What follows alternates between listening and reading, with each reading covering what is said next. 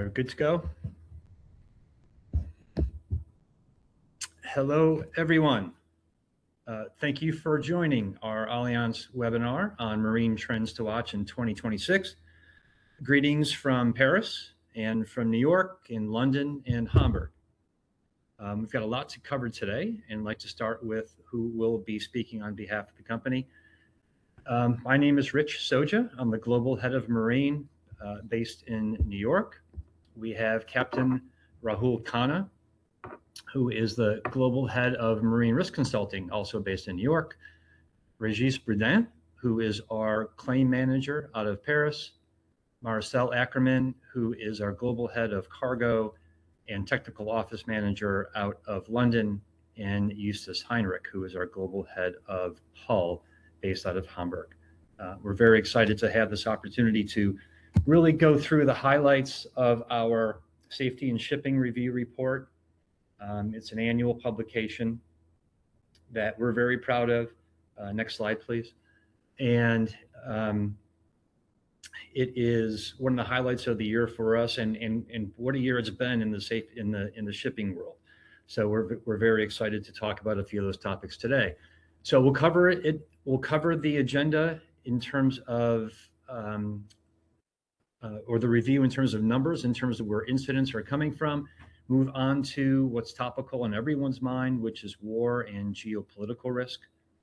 We'll dive into some details around the hull market and the cargo market. Take a quick view on the claims outlook for all lines of business. Close out very quickly with marine insurance implications on what you've just heard. And probably most importantly, and a good reason why you may have joined this call, is to give you an opportunity to ask some of the Allianz experts questions that may be topical on your mind, and we'll do our best to get to as many of those as we can. So without further ado,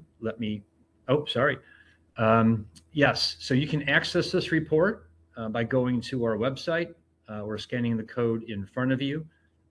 This has been a report that's been published since 2012. As I said, it talks about key industry insights and trends, as well as emerging risks.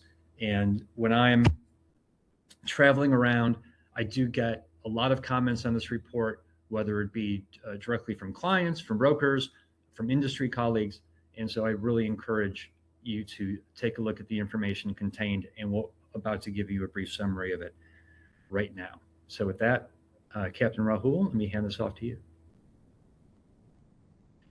Thank you very much, Rich, and good morning, good afternoon, good evening to wherever you are. I'm told we have quite a few people from all across the globe registered, so welcome to our report, now in its 14th year.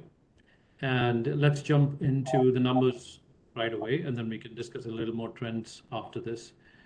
So what you see in front of you is the total number of shipping incidents, which we can also call them all the casualties, the incidents, which also includes the total losses in shipping in the last year. So in 2025, we have recorded 2,818 shipping incidents, which is a reduction of 535 incidents on year. So 2024 had about 18%, 16% more shipping incidents, which is a good news that we have a reduction of number of shipping losses. I remember speaking last year and saying we had an increase of roughly 11% in the shipping incidents in 2025 from 24. So a good trend in number of incidents that we have seen. But if you look at the distribution of where these shipping incidents are coming from, you will notice on the left side, in 2025, we have maximum number of incidents coming in from the East Mediterranean and Black Sea region, followed by British Isles, North Sea, English Channel, and the Bay of Biscay region, and then further followed by South China, Indochina, Indonesia, and Philippines region, with something like 273 incidents.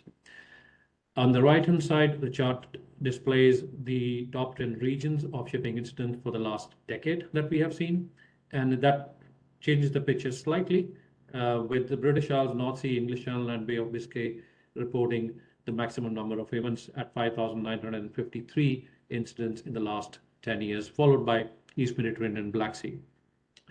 Now, something needs to be said about the number of incidents and how they are reported. The reporting of incidents is, as you would expect, not consistent across the globe. Some regions tend to report a lot more, some a lot less. And that is somehow has to be reflected in these numbers. So while we get and encourage everybody to report a lot of incidents, but there are some regions inherently misreporting or underreporting some of the incidents. That's the numbers will show you. So for example, we would expect a little more incidents because of the geographical spread and amount of shipping going in through South China, Indochina, Indonesia, and Philippines. A lot of small vessels, a lot of coastal traffics, but the numbers remain less. That could be one of the possible reasons, could be a little underreporting because of its nature of shipping, which is smaller coastal fishing and smaller vessels connecting the numerous islands that forms the region. Next slide, please. If you look at the causation of where and what causes these incidents, on the left, you will see that in 2025, as we have seen in the past decade, that machinery damage and failure has been the #1 cause for all the shipping incidents that we have seen. 1,505 shipping incidents just because of machinery damage and failure, and it still remains one of the primary causes of these incidents, followed by collisions, 260 collisions in 2025, and followed by fire, 218, wrecks and stranding and grounding of vessels, 202, and followed by contacts either with harbor walls, ports, or any other fixed object at 155. If you look at the decade, the picture of the last decade, again, machinery damage and failure by a long distance, the biggest cause for shipping incidents, followed by collision, stranding and grounding, and fire and explosion at 1,952. While machinery damage and failure have been the biggest cause, fire still remains one of the key problems that we've had in the industry, especially when it happens on larger vessels, the larger 20,000 plus TEU container vessels, if it has happened in recent past, and we have seen the cost of claims going up substantially, and we'll touch upon it a little more further down the report. Next slide, please. If you look at the total losses, we have seen the continued decline of total losses over the last decade, and the total losses keep declining. There has been some shifts. However, the overall trend has been excellent. I think we've seen something like 43 total losses in 2025, and that has been a decline from 2024 as well. We've had more than 900 total losses reported over the past decade. And between 2016 and 2020, the 5-year period, there were 555 and averaging at 111 per year.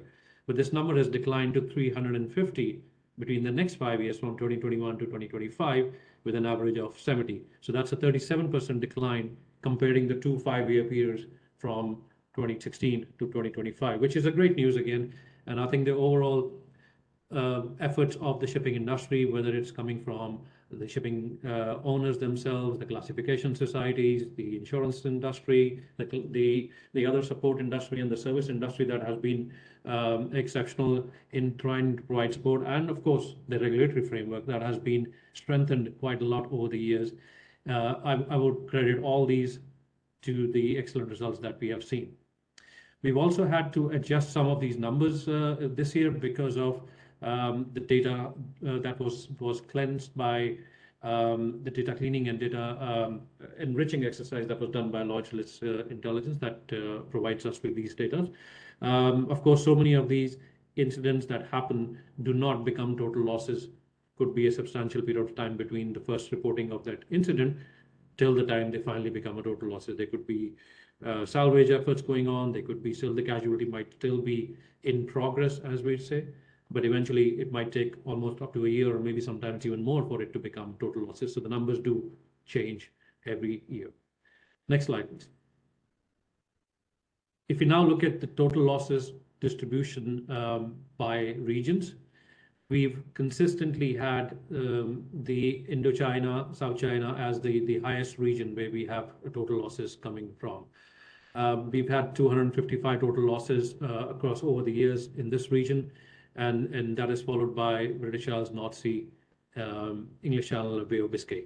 And we had 4 total losses from there. They had Arabian Gulf and its approaches with 6 total losses, creeping up this year for some of the obvious reasons, as you may realize, due to the conflict that is ongoing. And there have been quite substantial amount of attacks on vessels and some total losses coming in from that region as well. So total losses in 2025 stands at 43 and 905 total losses in the last 10 years. Next slide, please. Here's the breakdown of total losses by the types of vessels. As we have seen, and we see again, the total number of losses coming in from the cargo vessels primarily in the last 10 years. You can see 328 total losses in the 10 years from cargo vessels, followed by fishing vessels at 141, followed further by 69 passenger vessels, tugboats at 56, chemical and product tankers at 54, bulk carriers at 51, ro-ro vessels 47, container vessels at 33, tankers at 25, and supply and offshore vessels at 21, and dredgers at 16, followed by some of the other categories. But cargo vessels by far has been the biggest category of vessels that we see. The cargo vessels would include generally general cargo vessels, could be heavy lift vessels, some of the reefer category vessels as well. But all the vessels that are not included in these key other categories like fishing, passenger, tankers, bulk carriers would be referred to as cargo vessels. Next slide, please. I think it goes without saying that the biggest concern today the shipping industry has, and all the shipping CEOs and every stakeholder in the industry is concerned about the geopolitical conflicts that we have seen. We have seen a series of events or series of conflicts that has happened in the last 5 years that have impacted shipping significantly. Some would even go as much to say that shipping has inherently changed in its risk profile and its perception of risk of where exactly it comes from. And the crisis in Straits of Hormuz and Persian Gulf is the latest in series of these disruptive events that have impacted shipping in the last so many years. We had the COVID-19, we had the Ukraine-Russia war that impacted shipping, and the Red Sea attacks by the Houthis, and followed by the conflict now in the Persian Gulf, which has impacted shipping. But I want to focus on this slide, particularly on the crew members who actually run these ships. There are so many crew members who are impacted by these events, but for this particular slide, let's focus on what is happening in Straits of Hormuz.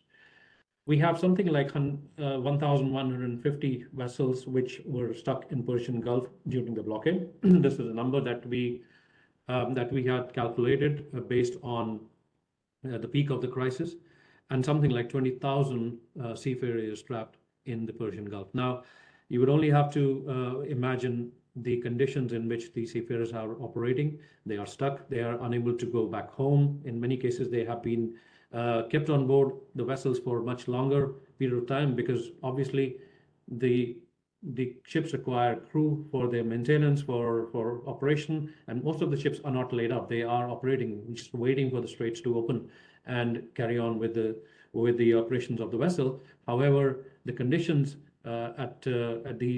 in these areas and on board these ships are something that we really need to think about from a crew's perspective. There have been 47 attacks during the last few months during the conflict, and 14 seafarers have very tragically lost their lives as well. They have been termed as collateral damage by some of the people across the globe, but that is something which to us and the shipping community, especially from a seafarer's perspective, unacceptable.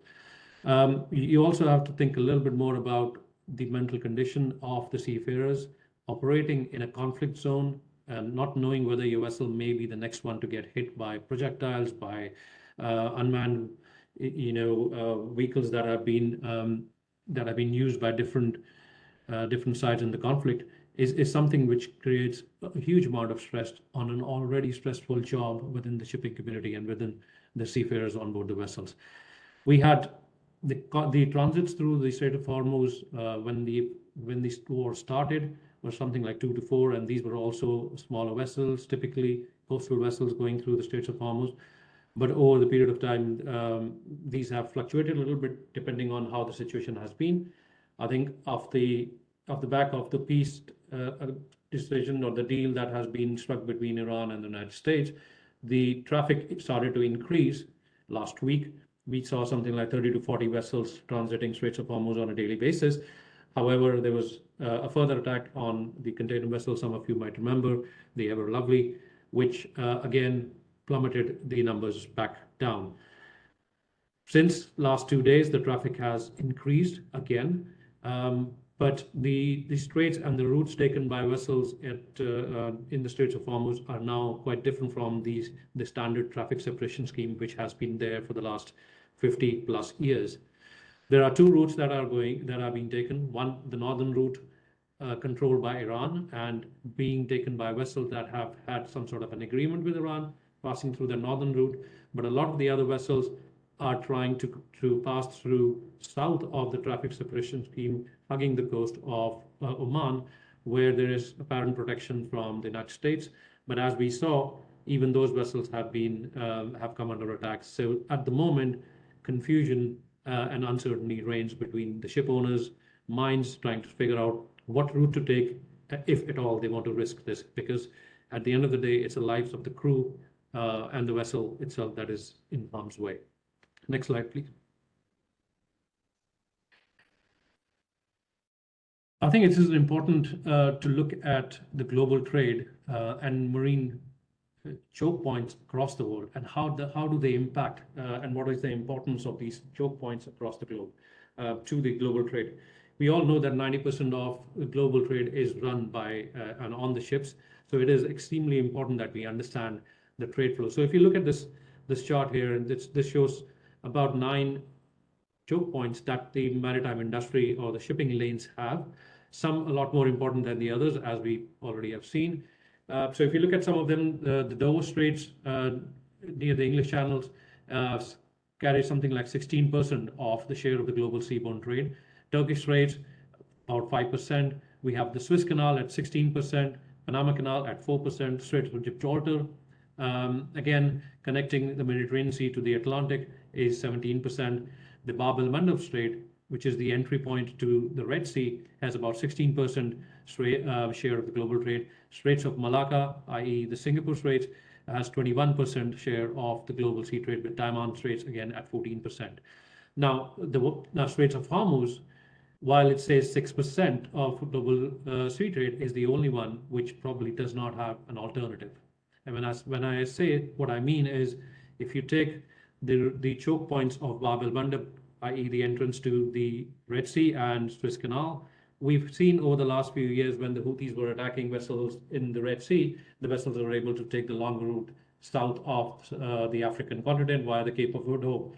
It added 8 to 10 days of sailing times, almost $1 million of additional cost to the vessels, but we had an alternative. For the vessels stuck inside the Persian Gulf, there is no alternative route to get out, or to go in for that matter.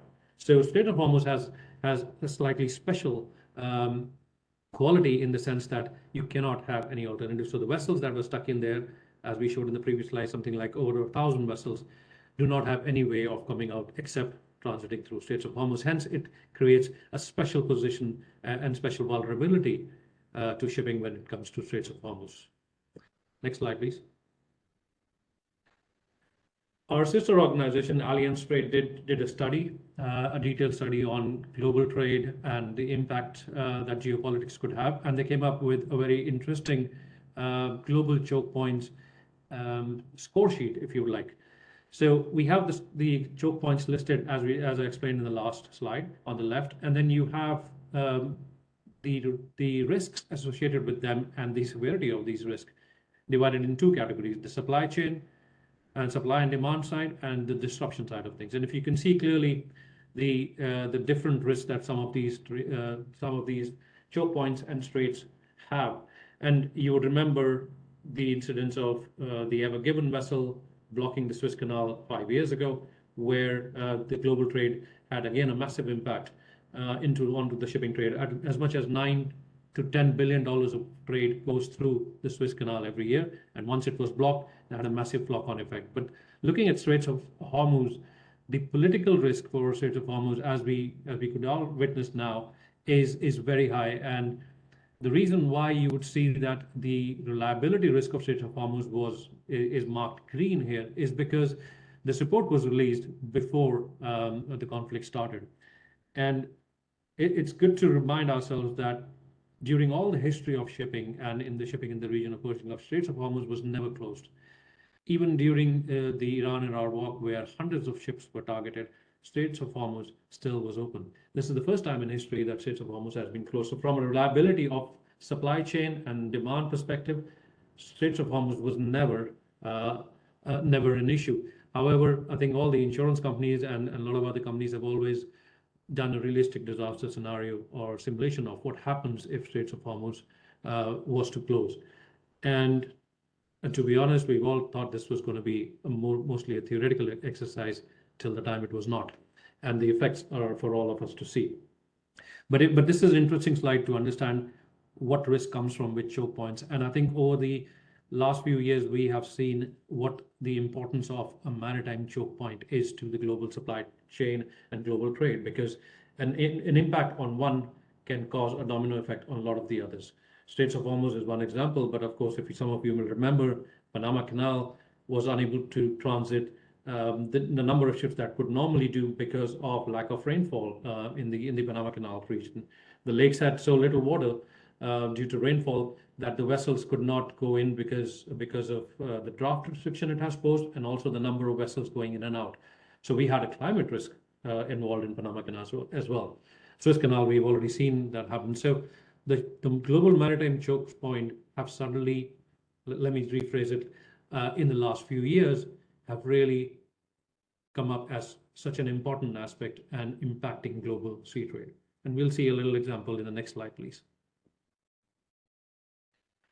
So today, in regards to global sea trade and the geopolitical conflicts, I think it is becoming extremely important to understand how the trade is getting impacted because of geopolitics.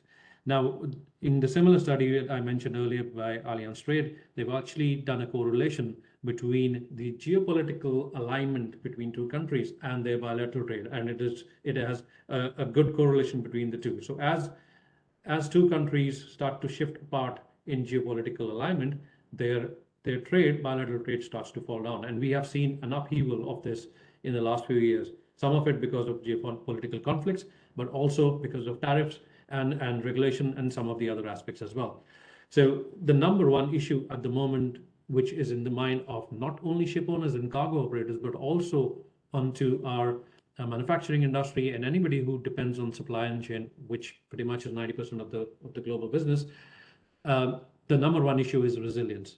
How do we ensure we are getting our goods in time safely and our businesses are not impacted because of these various events? And again, coming back to the choke points, that how easy it has become today to impact global trade, taking the examples of Houthis or taking the example from Straits of Hormuz for that matter, and for an incident like the blocking of the Suez Canal, or from a natural perspective, natural reasons like the lack of rainfall in Panama Canal. So the resilience has to be built into your supply chains, and companies need to think about plan A, of course, but now plan B, plan C, and plan D is becoming more important. A new concept, not really new, but the concept of just-in-time logistics and supply chain has been with us for many, many years, where we wanted to reduce the number of storage times. We wanted to have efficiency built into our supply chain so that the goods are received just in time and for onward distribution, whether it's for sale, whether it's for manufacturing, or for any other purposes. It was a very efficient way of doing things, that you receive goods just in time and push them forward for their respective usage. But I think in the last few years, we have seen that shift from just in time to just in case logistics and supply chains. And by that, I mean companies and CEOs and board members are worried about making sure just that they can supply chains can provide them with the equipment and not get impacted by these disruptions, whether it's because of geopolitics or any other reason. And just in case logistics is more important, we need to make sure we get our goods in time somehow. Whether it's a few days late, it's become less of a concern today. More of the concern is that I have a resilient supply chain and I can get my goods in time, whether I'm manufacturing something or providing shipments to our client, because there's reputation at stake and years of supply chains that have been built. And that is causing a realignment, a readjustment of global shipping and supply chain routes as well because of the geopolitics. Next slide. And the last point that I want to make is shifting gears a little bit, but still connected to geopolitics, is the Arctic shipping interest, which has grown significantly in the last few years. We all have seen the Northern Sea route and Northwest Passage from the Arctic regions, which can reduce typically the time from China and Japan to Rotterdam by as much as 40 to 50% in some cases through the Northern Sea route. Now, this is an exceptional advantage that we could use because of the polar ice caps reducing over the time due to climate change. And this has provided such a great opportunity for ship owners to find and to exercise a lot more vessels into the regions.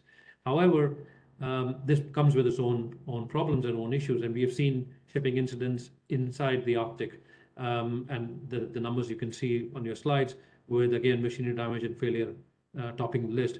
However, one important point to remember here is that an incident, a major casualty happening in the Arctic, has a very different flavor to it than the similar casualty happening anywhere else in the world. Firstly, there are not enough resources to provide salvage, to provide assistance, to provide rescue. In the region, it is extremely difficult, the environment is extremely hard, and the casualty that would normally take an X amount of time might take 3 times the amount of time and effort to address. And the fallout can be really catastrophic. If you imagine a large oil spill in the Arctic Sea and in the regions, it's going to take a huge amount of efforts and effort and logistics to try and even address that situation, leave apart cleaning of oil spill in that respect. But a lot of traffic has started to move through the region, and the geopolitical aspect seems to be that this becomes now a strategic route, simply because the Northern Sea route and Northwest Passage could avoid all the other choke points that we have seen and how they are being affected and how they are being weaponized to some extent. And this route still remains free of that. So if you could use the Northern Sea route and to get your goods from east to west or vice versa, this could have a very strategic advantage to the countries controlling the reach. But at the moment, mostly it's Russia, Canada, and China who are very much invested in this. Russians have invested a lot more into the Arctic shipping routes, whether it's icebreakers, ports, and strategic supplies into the region. So this becomes more and more strategic going forward. Next slide, please. Thank you. And I'll pass on to Justus. Thank you, Rahul. Hi, everyone. As we talked about geopolitics, we see how impactful these are on the shipping industry. So due to this volatile environment, factors like the rerouting, as mentioned, are continuously driving up vessel capacity demand. And this is leading us to the following observations. The increase of the average age of the global fleet is now 23 years. So compared to some couple of years ago, this goes up from 20 to 23. About 1/4 of the container fleet is linked to this over 20-year-old global fleet, which shows that a lot of global container shipping is exposed to a high vessel age, up from 2020 by 8 percentage points. And half of all vessel safety-related incidents are coming from vessels more than 20 years old. So safety for crew is negatively impacted, and there is an increasing need for maintenance when keeping aged vessels running. Let's have a look on the next slide what that means in terms of shipyard capacity. To start with, new building slots in shipyards are rare, and shortage remains visible due to continued demand. An aging fleet means an increased need to improve operational resilience.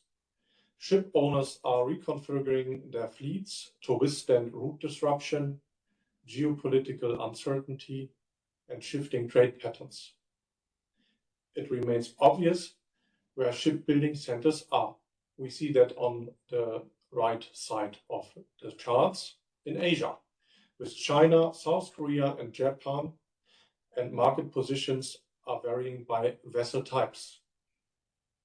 But also India is pushing the sector heavily, and it remains to be seen how shipbuilding capacity may shift from the one region to the other, and how far the overall capacity will increase. The left chart shows us an interesting comparison by vessel type and investment share of wallet. This is led by gas tankers and tankers, making up in total a share of wallet by 54%. And container ships are in the middle range with 19%, followed by cruise ships with 14%, not surprisingly when we have in mind how expensive cruise ships are nowadays.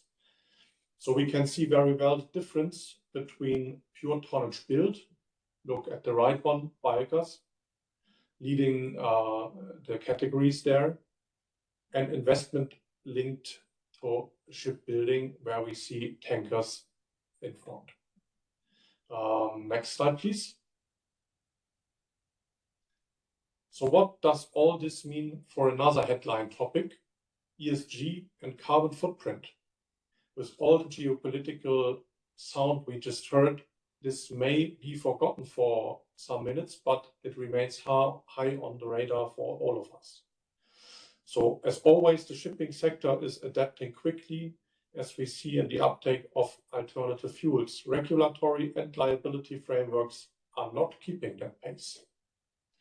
Back to the point of shipbuilding, a significant share of new orders is prepared to use LNG, methanol, and other alternatives. But the gap between high pace of development in the shipping industry and the lack of speed and adoption of regulatory and liability frameworks creates uncertainty for long-term investments.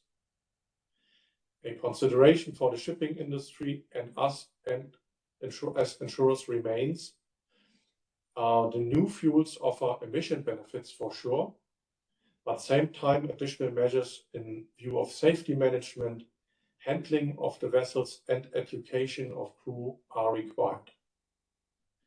With that summary on Hull, I hand over to Marcel.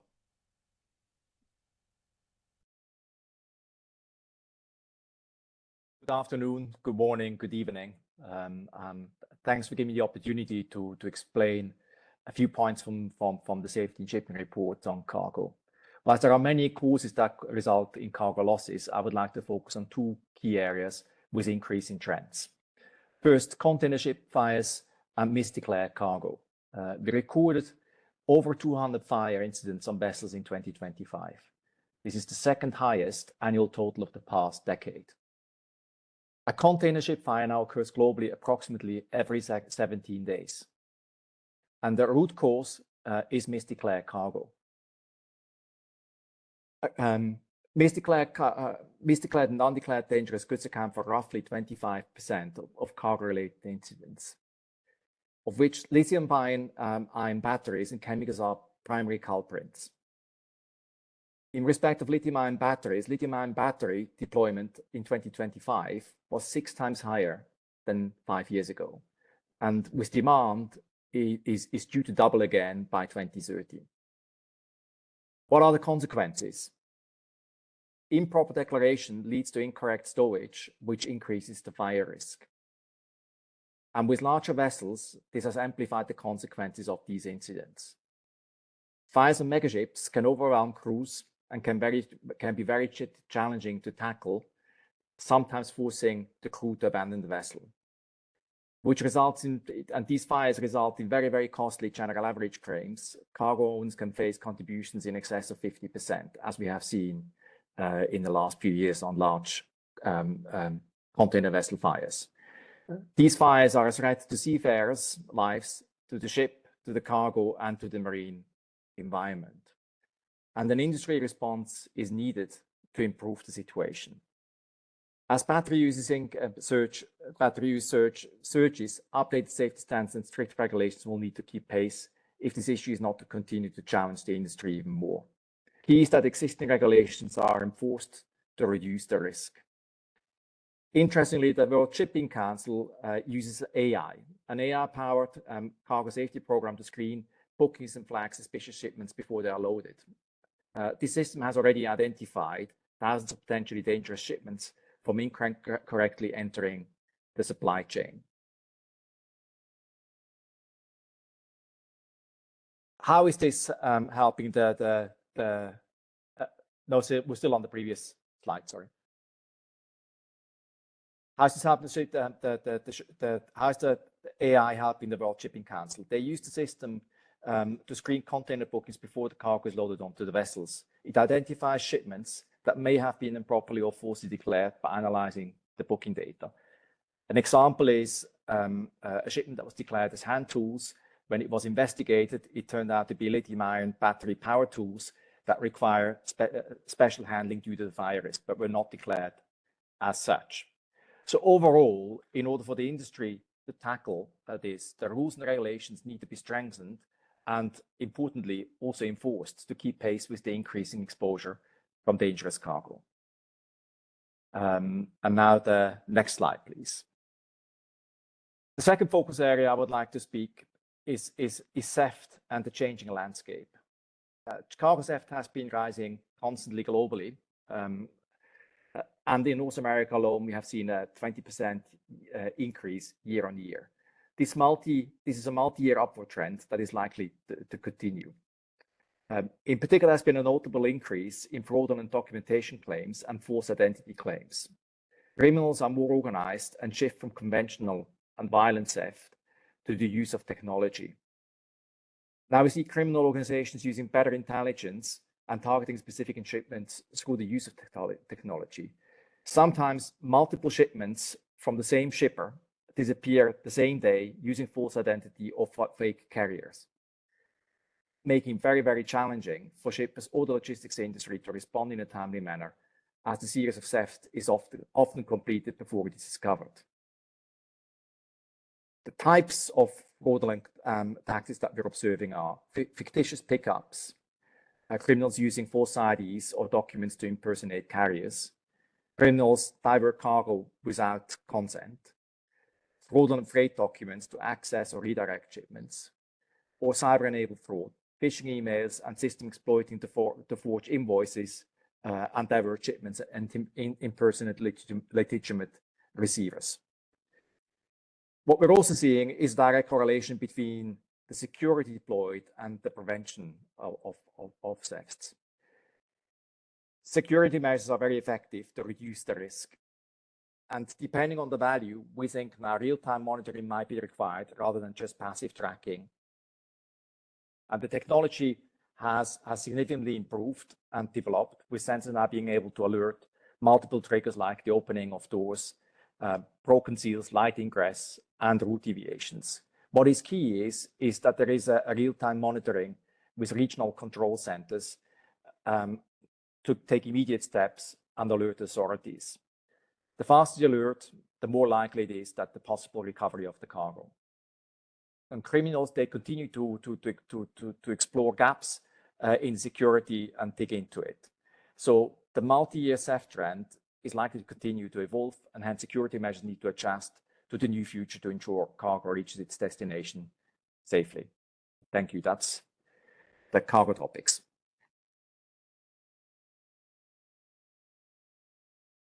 Thank you, Marcel. Indeed, theft continues to seriously impact our cargo claims activity. I will start with focus on the conflict in Middle East. These conflicts in Middle East and blocking of the Strait of Hormuz has resulted in significant damage to vessels, cargo, and port infrastructure in the region. We received marine claims notification resulting from the conflict, some of which were significant up to total loss. They are all physical losses, vast majority being hull and machinery. We had one cargo, and all caused by missiles and drones. Under those specific and challenging circumstances, the potential increase in risk arises from the difficulty in appointing local expert surveyor and in properly implementing adequate loss mitigation measures.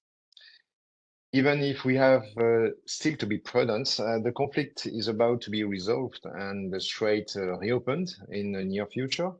If so, I would say that losses would be manageable and let's say comparable to losses from the Russia-Ukraine war, as far as the amounts at stake are concerned. However, the potential exposure this time is greater due to the higher number of vessels trapped in the Persian Gulf, while in the case of Ukraine, some vessels were able to leave via the Black Sea grain corridor. Before the war in Ukraine, the implementation of the blocking and trapping guarantee and the resulting claims were exceptional. This mainly resulted from seizures by country authorities. With the war in Ukraine and the war in the Middle East, we have faced an unprecedented situation. The nature of the risk may have changed to some extent in terms of exposure. From an exceptional transit risk, we may have shifted to a static risk with dozens of vessels for a single insurer. This comes with the issue of accumulation of values that static risk represents. Can we go to the next slide, please? Future claims impact from the inflation and maintenance. The blocking and trapping of vessels in the Persian Gulf will have an indirect implication for marine insurance claims, such as higher inflation and machinery breakdown and maintenance issues also. Even before the outbreak of the US-Iran conflict in the Middle East, according to the IUMI, International Union of Marine Insurance, average hull claims costs were projected to increase by 7 to 22% over the next 5 years.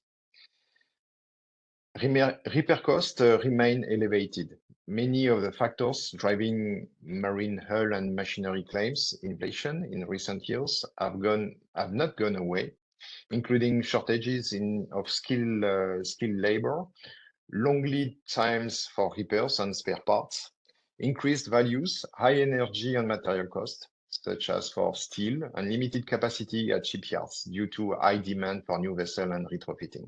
Hull machinery claims inflation has not yet returned to pre-COVID levels, and we still see some areas where repair costs continue to rise.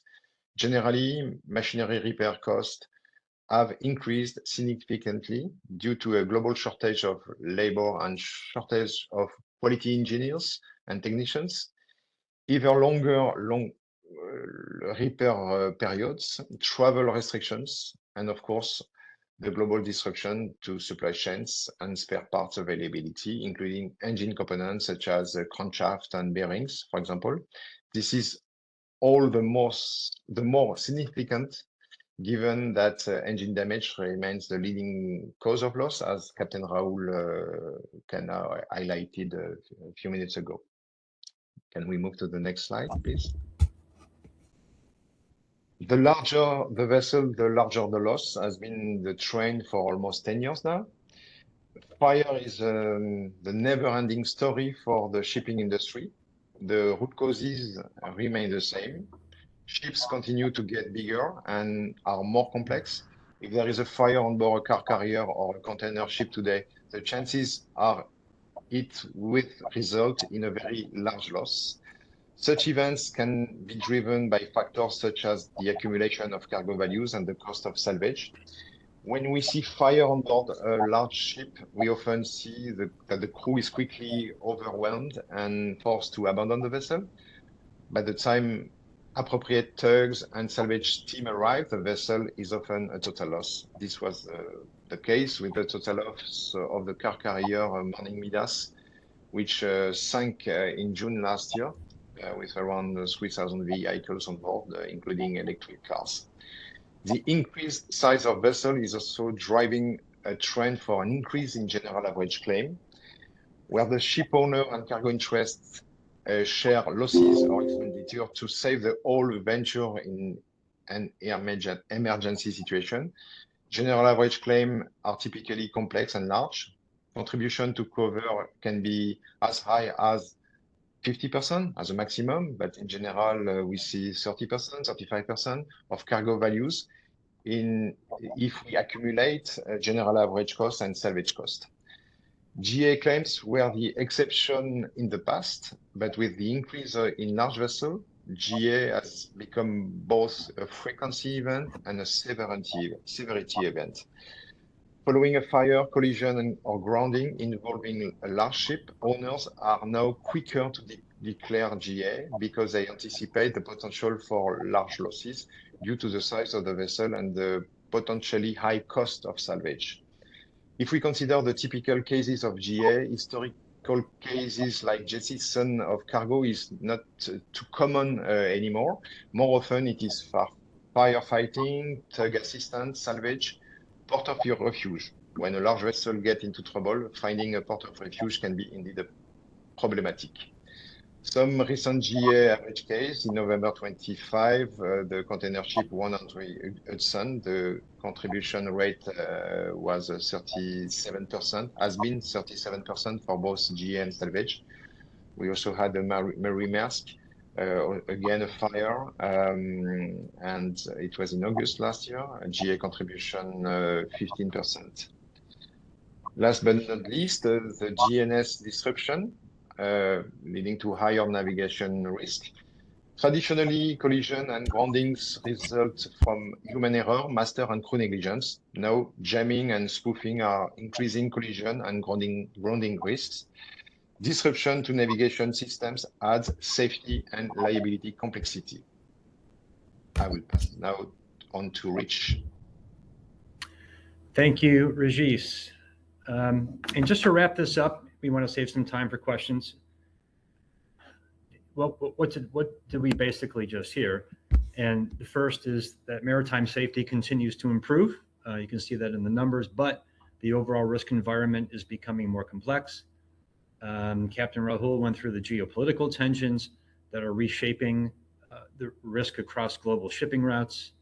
We talked about machinery failure, aging vessels, repair inflation remain key loss drivers, that shipping is moving into more volatile and more capital-intensive operating environment, including decarbonization, and that shipping risk is broadening beyond physical loss into human, digital, and transition risk, which we're seeing in a variety of areas.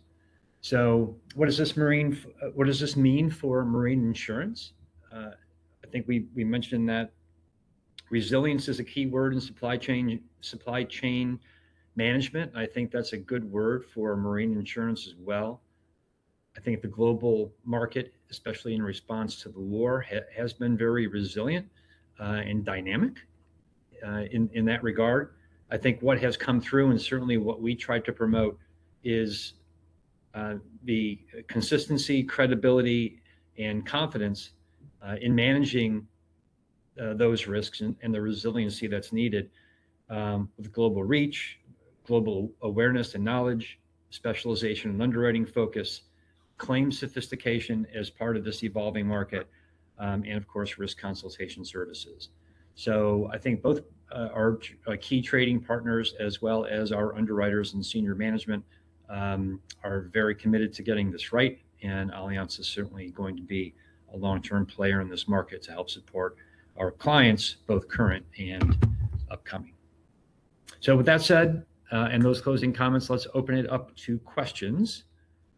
And I believe we're going to Slido, where you can scan that code and type in your questions, and we will get to as many as we can. All right, while you're gathering your thoughts and typing in your questions, let me start with the first one that has popped up, which are, what trends are we seeing regarding fires on board vessels, which has been identified as a major challenge in recent years? Captain Rahul, maybe we'll start with you on that. Thanks, Rich. I think by a mile, I think we are facing a big issue, big challenge with the car carriers and ro-ro vessels at the moment. That seems to be a recurring fire trend in the last few years. We have seen quite a few major fires and some total losses coming out of that. And it's not just restricted to ro-ro vessels because of the lithium-ion battery and electrification in general. The transportation of these batteries has increased enormously, and this huge increase has meant that there's fires originating from lithium-ion batteries, which are very, very different in principle from some of the other traditional fires that we have faced. And there has been so many consultations that we've had within the industry where we are realizing that we need to better equip the ships to not just fight the fire, but to detect the fire well in time, firstly to control them, and then somehow to make sure we are able to contain the fire and not make it a large loss, as Regis very rightly said a few minutes ago. The problem with container ship fires today, especially with the size they have, and having 20,000 odd containers on board the vessel, it becomes very challenging for crews to actually do the first impact on the fire. And we all know, whoever has any sort of formal training in firefighting, that the first few minutes of a fire are extremely important and will define how the fire actually goes on from there. So I think that's the couple of things that we are seeing. Interesting, thank you. Yeah, it's a great question on piracy. So there's been a significant decrease in the number of piracy incidents. Do you think that trend will continue or potentially reverse? I'll leave it open to the panel and whoever wants to chime in on that. I think with the numbers that we saw have actually gone up in the last year. Although overall trend was fantastic. I think over the years it has, but we have seen a slight uptick in the number of incidents. I think we had, from the IMB statistics, we had 137 incidents up from 116. Although the dark days of vessels being hijacked off the coast of Somalia, we haven't seen any of that. But this seems to be more opportunistic than anything else, from the perspective that the opportunity comes in from all the geopolitical conflict and all the things that we are seeing around. Those are giving an opportunity to pirates to start, restart some of the operations that they have been doing over the past. Luckily, we haven't had any major hijackings, but the trend in general over the long term has been pretty good. But hope so that this conflict does not give more impetus to the pirates and do not give them the opportunity to strike again, and hopefully we'll never come back to the levels of 10 years ago where vessels were being hijacked pretty much on a daily basis. Thank you, Rahul. Yeah, so cyber risk still on the agenda, and I think Marcel covered some of the exposures and results from fraudulent pickup and other deceptive devices used by criminals on the cargo transportation side. But Justus, maybe you can weigh in on cyber risk as respects hull. So what we see on the hull side, that the vessels considered vessel by vessel are not that exposed to a cyber attack because of redundancy of systems on board of the vessel, the ability to maneuver the vessel, also say let's call it old school. But what we see obviously is in areas where IRS signals are interfered, where position signals are completely rubbish. So vessels cannot be identified without doubt. These things are obviously in some areas, in particular in close to coast areas, a concern for vessel safety. If I would call it a cyber risk, in parts maybe, because this can be also driven intentionally by some, say, cyber terrorists.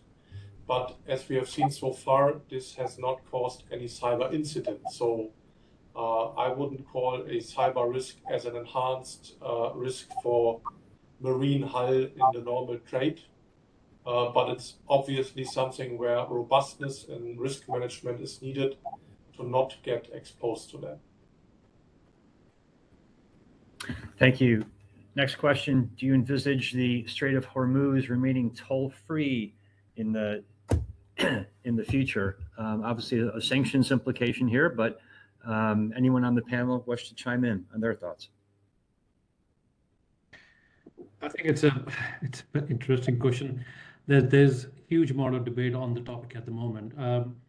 For those who are in the know, you will understand that the United Nations laws of the sea clearly allow a free passage to all the vessels in a strait, which is the only route to a separate country. So the territorial waters law really does not apply in that respect. And that's where the Strait of Hormuz has been for the past 50, 100 years. And so is the case with so many other important choke points like we discussed earlier, like Singapore Straits, the Gibraltar Straits, and the Bosphorus Straits, and so many others.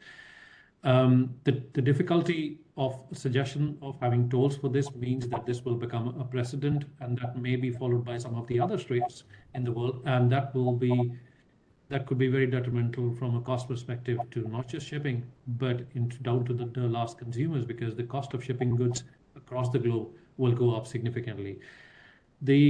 At the moment, there are suggestions. There was also a suggestion that Iran wanted, an insurance from vessels. But all this also brings in the sanctions aspect as to how do you deal with payments to and from countries which are on the sanctions list. That creates a big problem. But a point to remember is that the UNCLOS treaty, the United Nations Law of the Treaty, was not ratified by Iran, although it has signed by Iran. And interestingly, also by the United States, they have also not ratified the laws of the sea treaty. That means they are not bound by the free passage agreements that most of the other countries across the world have. So it would become quite complex.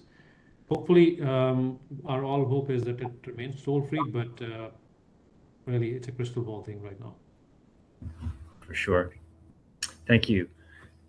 We can get in a couple more questions. What do you think is the best way to prepare for geopolitical risk in the future, given the experience in the Strait of Hormuz? And do governments and shipping sector need to do more?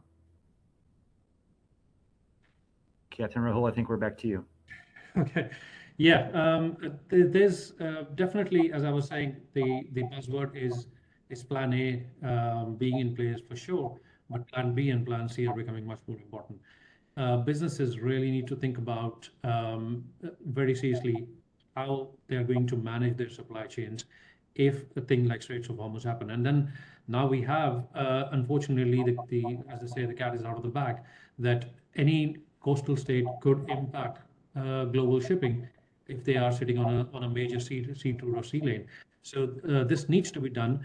There are quite a few examples of how cargo was rerouted from the Persian Gulf just to get out by trucks towards the Red Sea, or bypassing the Straits of Hormuz using trucks and rails and other means of getting the cargo towards Fujairah on the Oman side, and then taking up further from other ports. So this was, as I said, theoretical exercise for many years, but now it is not. So I think it's important. And as with regards to government, I think the governments are the only people who would actually be able to do something to try and alleviate this risk as much as possible. And see, unfortunately, the situation for the seafarers, I could see, is always the case. They are the workforce that gets the sharp end of the stick every time.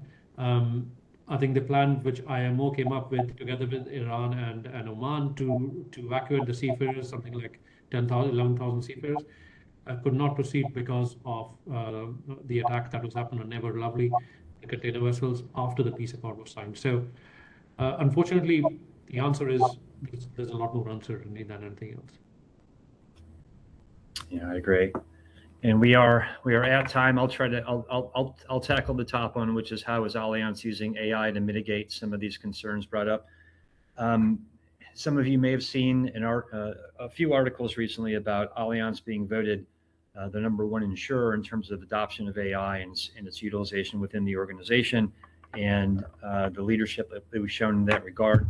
A lot of that has been focused on improving the customer experience and our ability to get ahead of issues associated with servicing clients and being more responsive. and positioning ourselves for the future. So in terms of actual utilization of AI to mitigate either actual risk, I think that's a topic for the future that we are slowly building towards, but we're off to a good start with it. But yes, it is very much a part of our future and very much a focus of our organization. Thank you so much. We're at time. Much appreciate your interest and attendance. I'd like to thank each of our presenters, Captain Rahul Khanna, Justus Heinrich, Marcel Ackermann, and Regis Broudin for their contributions. And on behalf of Allianz, thank you for your attendance for our webinar. Thank you.